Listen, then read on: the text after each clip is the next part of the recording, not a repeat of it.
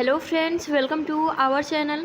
Friends, इस video में हम डिस्कस करेंगे डीएलएड चतुर्थ सेमेस्टर प्रथम प्रश्न पत्र और प्रथम प्रश्न पत्र आरंभिक स्तर पर भाषा एवं गणित के पठन लेखन क्षमता का विकास। और ये पेपर आप सभी का एक थ्योरी बेस्ड सब्जेक्ट है जो कि 50 नंबर का होता है। और फ्रेंड्स, आज आपका जो है 5 मई 2022 का ये पूछा गया प्रश्न है। तो चलिए फ्रेंड्स, अगर आपने परीक्षा दिया है तो आप देख लीजिए कि कौन सा आंसर इसमें से करेक्ट होगा। साथ ही फ्रेंड्स, अगर आपकी परीक्षा होने वाली है तो आप सभी के लिए बहुत ही इम्पोर्टेंट ये रहने वाला है। सबसे पहले देख सकते हैं इसमें आप सभी को मैथ भी मिलेगा, मतलब सब कुछ इसमें जो है, क्योंकि सब्जेक्ट का नाम ही है भाषा एवं गणित के पाठन लेखन क्षमता का पूरा विकास। ठीक है, तो फर्स्ट प्रश्न है, ज्ञ वर्ण बना है। फ्रेंड्स, हम लोगों ने बहुत बारी जब पढ़ा है तो वर्तनी वर्ण वियोजन के बारे में पढ़ा है। तो ज्ञ एक आपका संयुक्त व्यंजन है, ठीक है, और ये बना किससे है? तो ज प्लस अ से बना है। ऑप्शन नंबर आप सभी का यहाँ 2 करेक्ट हो जाएगा। ठीक है, नेक्स्ट प्रश्न की तरफ बढ़ते हैं। मूल स्वर है, तो मूल स्वर कौन कौन से होते हैं? हम लोगों ने जाना है कि मूल स्वर कितने होते हैं? 4 होते हैं। कौन कौन से? तो अ, ई, उ और री, ये आपके जो है 4 मूल स्वर होते हैं। नेक्स्ट प्रश्न की तरफ बढ़ते हैं। पार्श्विक वर्ण है, पार्श्विक वर्ण कौन कौन से हैं फ्रेंड्स? तो आप सिंपल कहेंगे कि पार्श्विक जो वर्ण है वो आपका लौ हो जाएगा। यानी कि हमने जाना है व्यंजन प्रयत्न को मतलब उच्चारित को और भी इजी तरीके से, ठीक है, लगभग 8 भागों में बांटा गया है, जिसमें आपका एक पार्श्विक वर्ण भी आता है। पहला आपको पता ही है स्पर्श व्यंजन, जो कि हम 5 वर्गों में बांटते हैं। ठीक है, 25 स्पर्श व्यंजन होते हैं।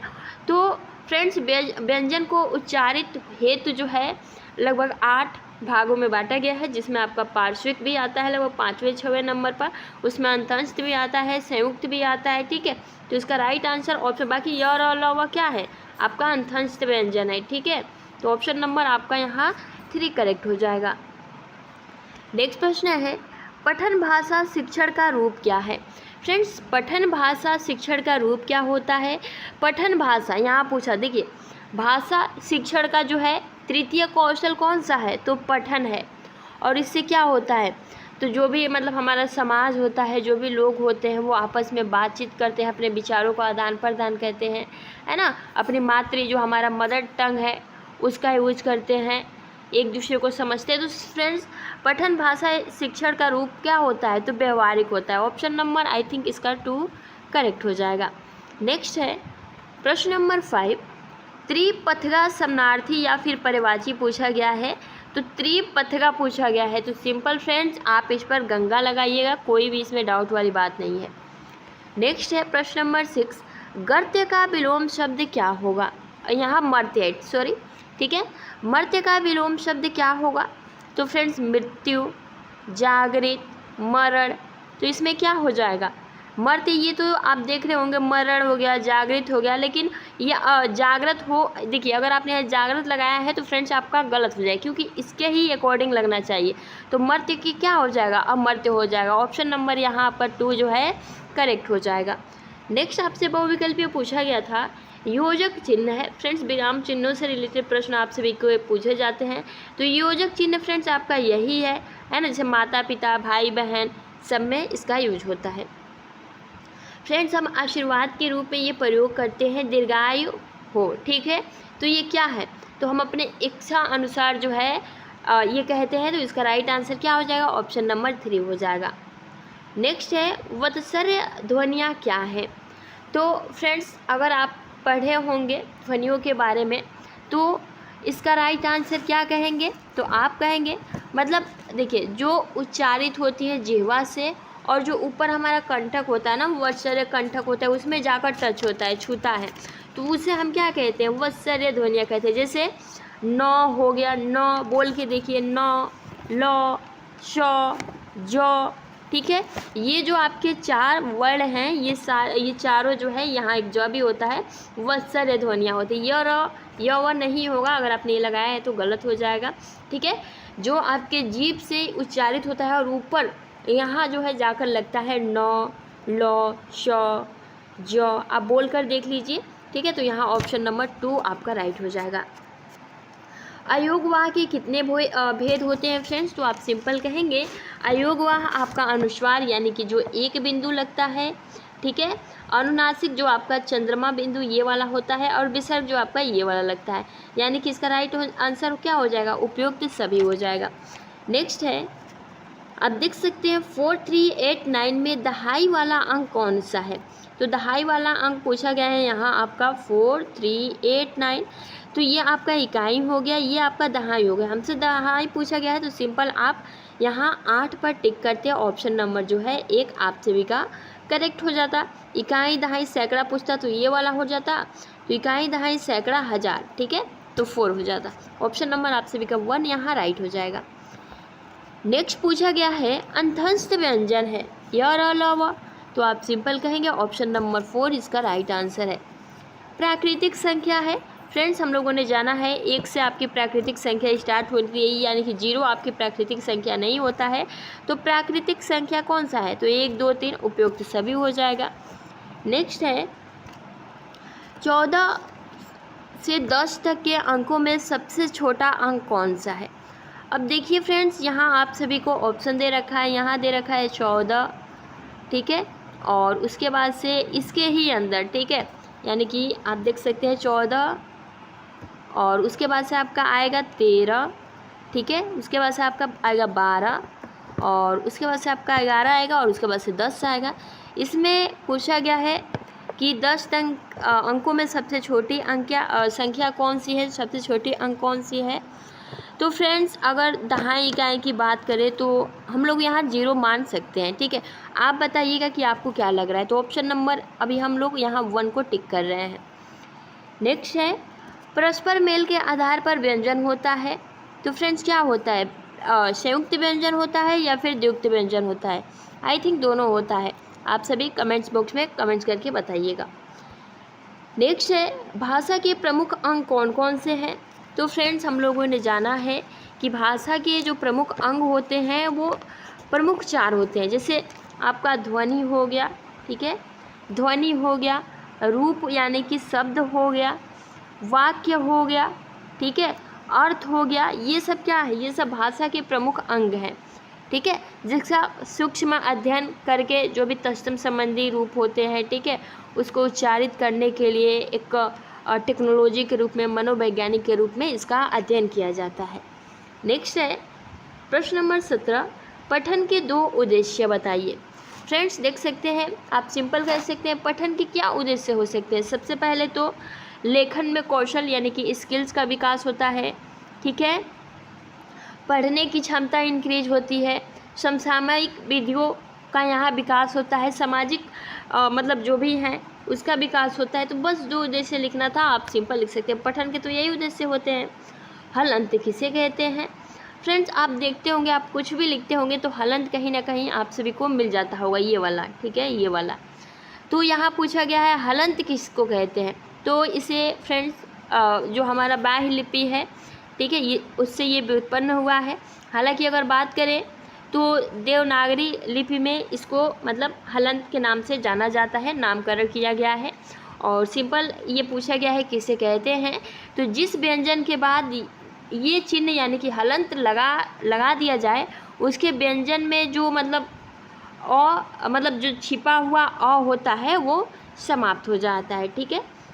नेक्स्ट है अवेगवाह मतलब आयोगवाह जो है किसे कहते हैं? तो आयोगवाह फ्रेंड्स हमने अभी जाना, इसके मुख्य 2 भेद होते हैं, ठीक है, 2 भेद होते हैं। पहला आपका अनुस्वार और दूसरा आप सभी का विसर्ग, ठीक है।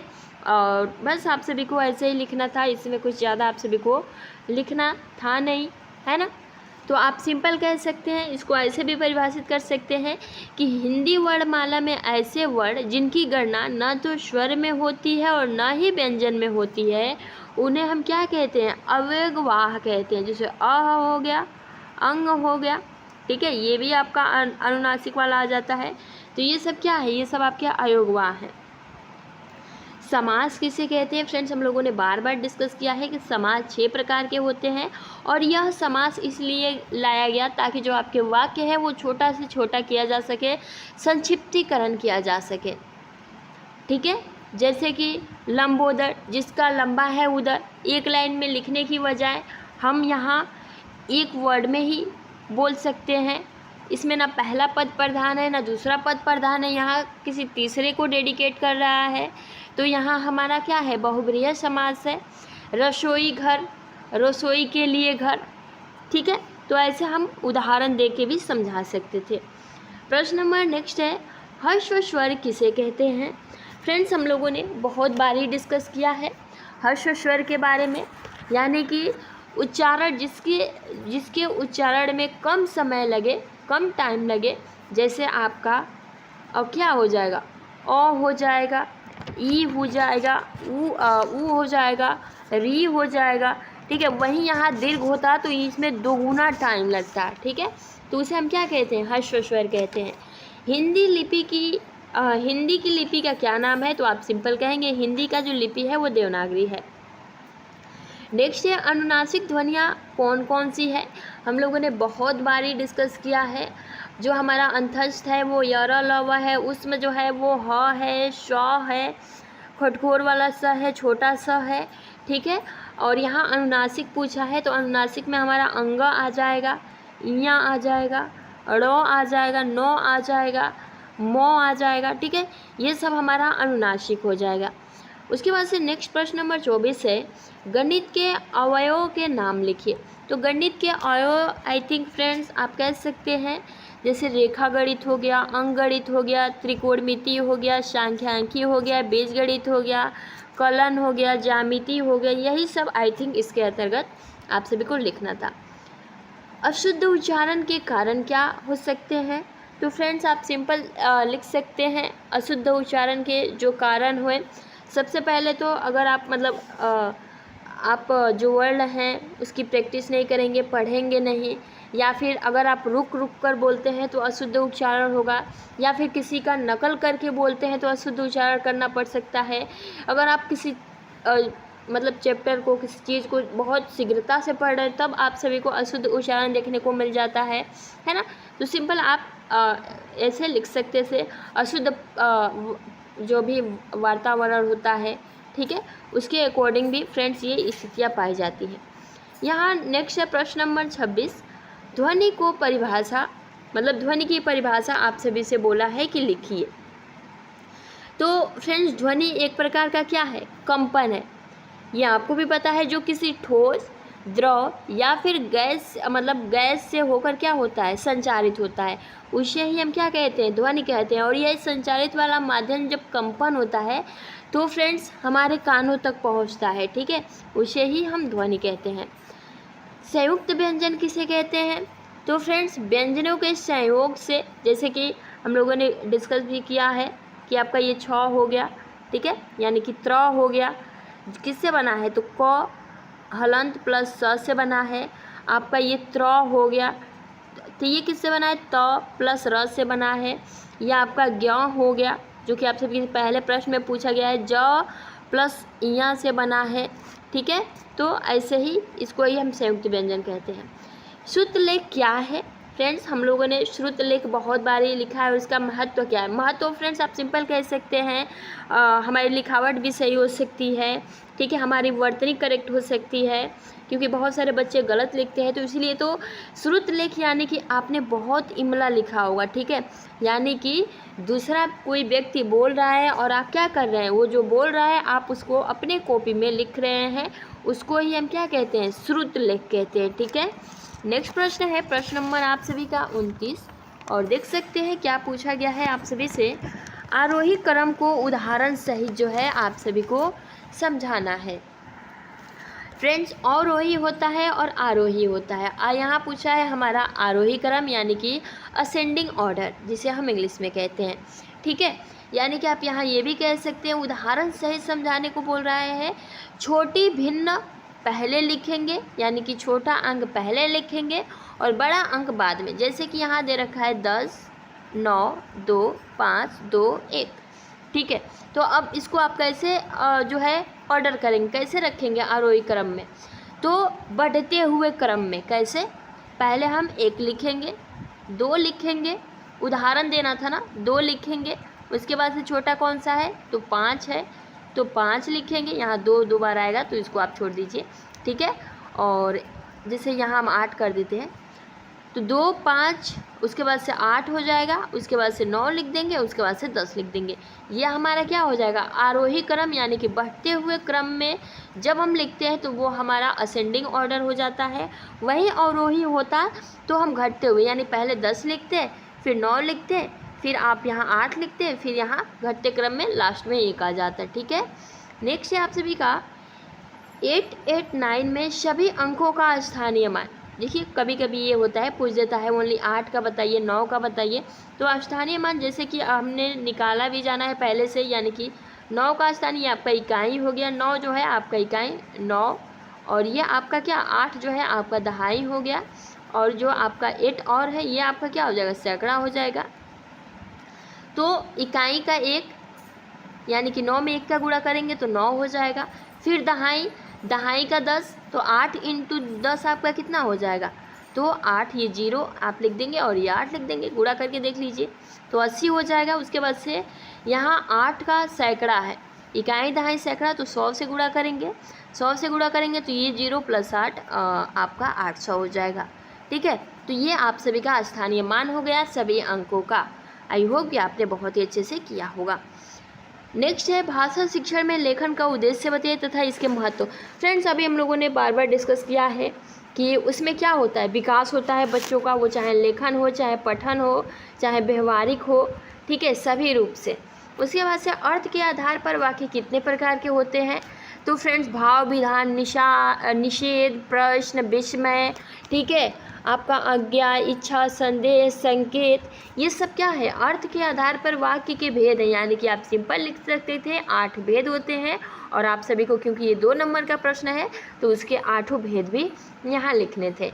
लोकगीत से क्या समझते हैं, तो फ्रेंड्स लोकगीत क्या होता है, एक सामाजिक रूप होता है, एक समाज द्वारा अपनाया गया, जिसे लोग द्वारा ही, व्यक्तियों द्वारा ही उसका रचना, लोक द्वारा ही उसकी रचना की गई है और लोग द्वारा ही गाया जाता है, खासकर सांस्कृतिक कार्यक्रमों में, ठीक है। तो ये आपको लिखना था। शून्य की संकल्पना फ्रेंड्स आप सभी से दिया गया है, बच्चों को आप इसका ज्ञान कैसे देंगे शून्य के बारे में, तो फ्रेंड्स अब बहुत ही ईजी प्रश्न है, ठीक है। आप लिख देते कि मतलब अगर हम यहाँ इम्पोर्टेंट पॉइंट की बात करें तो आर्यभट्ट ने जो है शून्य की खोज की थी 5वीं सदी में, ठीक है। बाकी आप बच्चों को लेकर 0 ऐसे ऐसे मतलब करके आप समझा सकते थे। भाग के प्रमुख अवयवों को स्पष्ट करिए और भाग की क्रिया को दर्शाइए। तो फ्रेंड्स भाग से रिलेटेड आप सभी को यहाँ इन्फॉर्मेशन देना था और एक भाग करके आप सभी को बता देना था, ठीक है। उसके बाद से नेक्स्ट प्रश्न नंबर 36, विराम चिन्ह किसे कहते हैं, किन्हीं 2 विराम चिन्हों का उल्लेख कीजिए। विराम चिन्ह मतलब क्या होता है फ्रेंड्स, हम लोगों ने बार बार कहा है, आप सभी को पता है विराम चिन्ह कितने होते हैं, 20 होते हैं, और विराम का अर्थ होता है ठहराव।